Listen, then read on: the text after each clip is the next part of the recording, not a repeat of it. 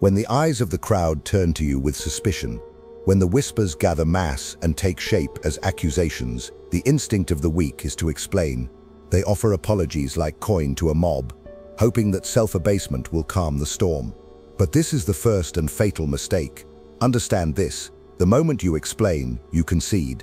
You acknowledge the court of public opinion as legitimate, you allow your enemies to define the narrative, and you kneel before a force you should have crushed. A prince does not justify, a commander does not beg. Power does not explain itself. It acts, it dictates, it silences. Your very defense becomes a confession. The need to justify implies guilt, and guilt is blood in the water. The wolves do not admire your honesty. They smell your weakness, and they circle closer. In every court, in every empire, in every family or faction or fragile alliance, accusations are not about truth. They are about positioning. An accusation is a move, a strike in the silent war of influence. And your reaction to it tells everyone watching whether you are prey or predator. If you react with panic, with trembling clarifications or emotional pleas, you confirm their suspicion, not of the crime, but of your softness. The accusation may be false, the charge baseless, but your reaction must never be defensive. To defend yourself is to imply that the accuser has the power to wound you, that their words matter, that they struck a nerve, and that more than any alleged sin is the signal your enemies seek. You must become indifferent to the roar. The ruler who remains still while others convulse gains an aura of unsettling control. When Rome burned, Nero played the lyre. When Caesar was condemned by the Senate, he crossed the Rubicon. They did not plead, they did not clarify, they advanced. Silence, when wielded with precision, is not passivity, it is a weapon. It is the refusal to dignify lesser minds with explanation. It is the calm of a man who knows his moves have already been set in motion. When you are accused, your next move should not be to speak, it should be to act, and act in a manner that reasserts your command. Invite no debate, allow no dialogue, make your presence undeniable. The truth is irrelevant to most men. What matters is who appears strong, who appears certain, who holds the narrative by the throat. The masses are not judges of fact, they are judges of confidence. Your ability to maintain composure under scrutiny is what separates the feared from the forgotten. If you flinch, you lose. If you explain, you fall. But if you stand still, eyes steady, posture unshaken, they begin to doubt the accuser instead. Perhaps the accusation is a lie. Perhaps the prince is simply too powerful to be judged. Either way, you win. That is the ruthless rule. Never defend, redirect, never explain, advance. Remember this, accusations are opportunities, not to prove innocence, that is the obsession of the small-minded, but to reinforce hierarchy.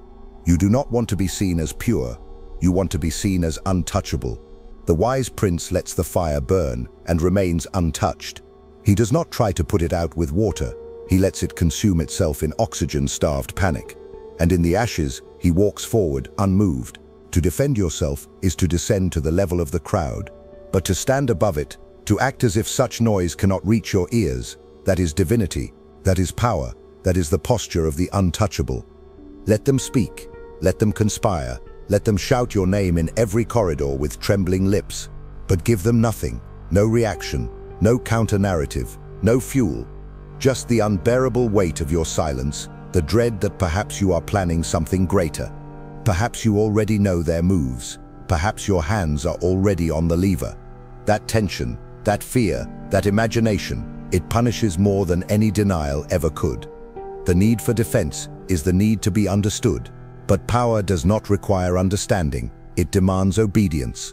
You do not owe clarity. You owe conquest. If you must speak, speak not to defend, but to declare. Shift the ground. Introduce a new threat. Expose a greater enemy. Announce an initiative so bold that the accusations become dust in the wind. The people remember strength, not innocence. They follow certainty, not explanation. Let your name be spoken in fear or admiration, but never in pity. The accused, who becomes the feared, becomes the ruler. This is the transformation you must embody. Never bend, never break, never explain. When accused, become more dangerous, not less. And should the accusation escalate, should the whispers become shouts, should the hands point with growing fervor, you must double down on your presence, not retract it.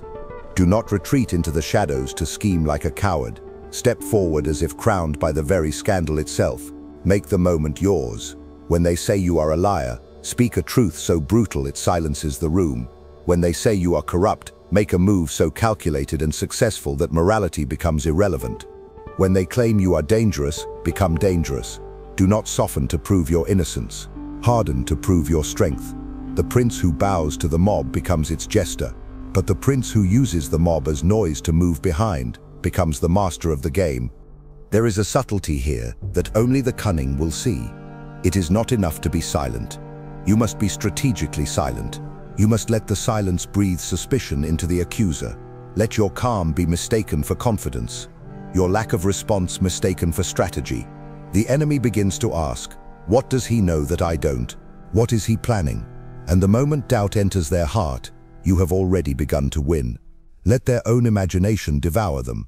The clever ruler manipulates the battlefield without drawing his sword.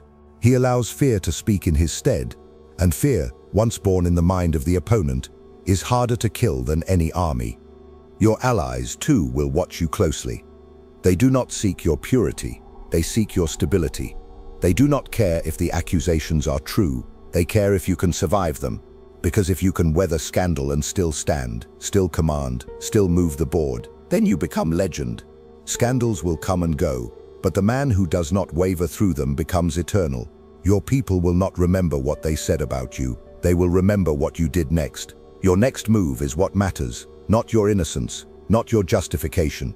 Your action, deliberate, merciless, undeniable.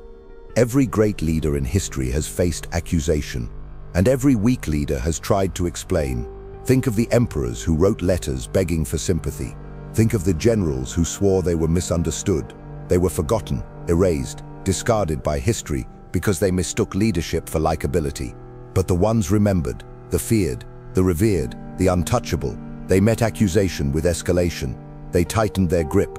They executed their vision with sharper discipline. They made their enemies regret ever opening their mouths. If you are accused, do not try to be liked. Try to be feared. It is not justice you must seek. It is dominance. The battlefield of reputation is not ruled by truth, but by tension. Keep them guessing. Keep them off balance. Speak rarely, and when you do, speak with the finality of a judge, not the desperation of a defendant. No one trusts the man who pleads for understanding, but they follow the man who never stumbles, even if they do not understand him. The appearance of certainty is more powerful than its reality. Become the rock in the storm, unyielding, mute to criticism, and let others shatter against your silence. There will be moments where your own inner voice tempts you to clear your name. This is pride masquerading as virtue. Silence it. You owe no one your name. You owe no one your reasons. The stronger man is not the one who convinces the crowd of his goodness. It is the one who controls the crowd without needing their approval. Do not explain. Do not apologize. Let them write articles. Let them make their claims. And when they finish, let your next move prove that you never needed their permission. When you stop defending yourself, something strange happens. You become free, free from the burden of others' expectations, free from the illusion that you must be seen as good to be great. In that freedom, you gain your edge. You begin to move with a precision that explanation would only dull.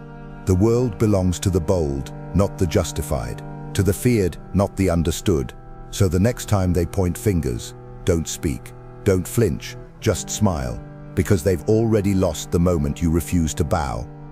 And as they scramble to expose your supposed guilt, let them unknowingly advertise your power.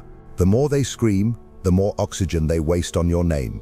This is the paradox your enemies will never understand. The louder they shout, the more relevant you become. Let them build your myth for you. Let them stir the pot, thinking they are poisoning your name while you quietly turn the temperature up beneath them. Your enemies become your press agents. Their outrage, your echo. Their obsession, your currency. But only if you remain untouchable. Only if you never step down into the arena of denial and explanation, where kings become commoners and rulers become defendants. Most men want to be seen as right. The wise man wants to be seen as inevitable. Rightness can be debated, inevitability cannot. When you make moves that silence arguments, when you render critics irrelevant by the sheer momentum of your success, You shift the question from, is he innocent, to how did he get so far ahead? And that shift is fatal for them. Every time you refuse to explain and instead execute your next strategy flawlessly, you fracture the credibility of those who accused you. Because if you were what they claimed, how could you still be winning? How could you still command the room? How could you still be expanding? Your existence becomes their disproof. Now pay attention, because here lies the deeper rule. The greatest revenge is not correction, it is control. You do not win by proving them wrong. You win by making them irrelevant. If their words don't alter your path, if their accusations don't delay your rise, they will rot in the frustration of their own impotence. The moment they realize they cannot stop you, only speak about you, they begin to break, and from that moment on, you own them. They become your shadow, your unintentional chorus, orbiting a center they cannot touch. That is what it means to dominate without reply. A prince cannot afford the weakness of clearing his name at the expense of forward motion. When a fire starts in your castle, do not argue about who lit the match. Build a better fortress, train better guards, seize the surrounding lands. While they fixate on flames, you expand. That is how the great ones move. Through distraction, through misdirection, through disregard for petty disputes. The accusation is noise. Use it to mask the sound of your sword being sharpened. Let them believe you are off balance, while you reposition yourself at the perfect angle to strike. And when the time is right, strike. Not out of anger, not out of wounded pride, but out of calculated, deliberate dominance. Let the punishment be so swift, so exact, so crushing, that none dare utter your name in vain again. Do not announce it, do not foreshadow it. Let the blow come from nowhere and end the game in silence. That is how reputations are not only restored but deified. The feared are remembered not for their explanations, but for their responses. And the best response is always the one that no one sees coming, because they were too busy expecting an apology. In the eyes of the world, a man who defends himself is already halfway to confession. But a man who grows stronger under accusation, who advances, expands, and strikes fear without speaking, he becomes a force of nature. And men do not question nature, they obey it.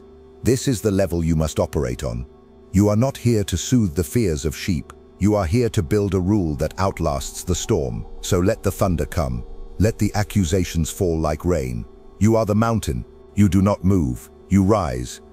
And once you understand that accusations are not obstacles but signals that you are becoming too powerful to ignore, you will start to welcome them, not as truth, not as annoyance, but as proof of your ascendance.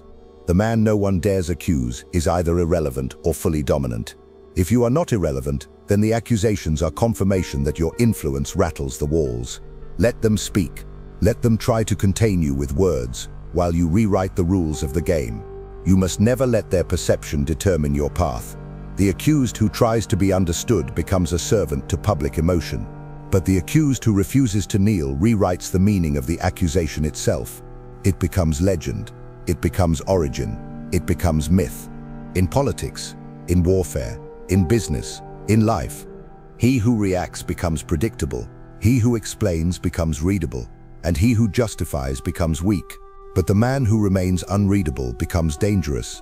The man who acts while others speak becomes feared. That is your role now. The accused who speaks is a man drowning. The accused who moves in silence is a man preparing to conquer. This is not about truth. This is not about morality. This is about power. And power does not beg. Power watches, calculates, and moves when the time is right, never when it is called upon. Your energy must be reserved for domination, not validation. While they argue over your character, you build systems, forge alliances, deploy force. You are not here to be understood. You are here to be unopposed. Let the mob discuss your motives while you restructure the entire court beneath them. Let the cowards plead their innocence. Let the naive think justice is on their side. You are not one of them. You are a sovereign mind. You answer only to outcomes, and your outcome must be total control, not in words, in results. Let your results humiliate their speculation. There is a cold freedom in this approach. The freedom of being above explanation.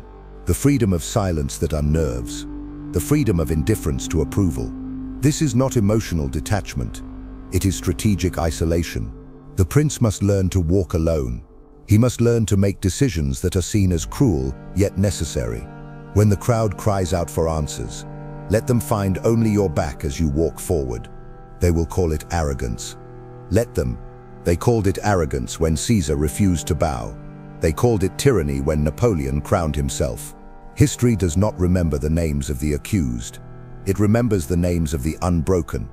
In fact, the longer you remain silent, the louder their fear becomes.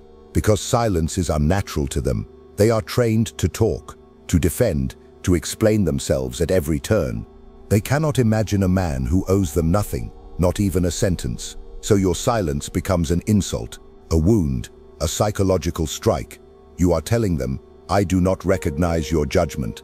I do not fear your opinion. And that, more than any denial, terrifies them, because it forces them to confront the truth they've always avoided, that you are not equal to them. You are beyond them. If you are accused and you defend yourself, the people see a man. But if you are accused and remain calm, focused, and silent, they begin to see something else, a force, an institution, a phenomenon. And men do not accuse phenomena, they submit to them. This is the level you must reach, where your reputation no longer rests on claims, but on outcomes, where your name is not cleaned but carved in stone, not because it was defended, but because it could not be destroyed. That is the Machiavellian ideal, not to be seen as good, to be seen as untouchable.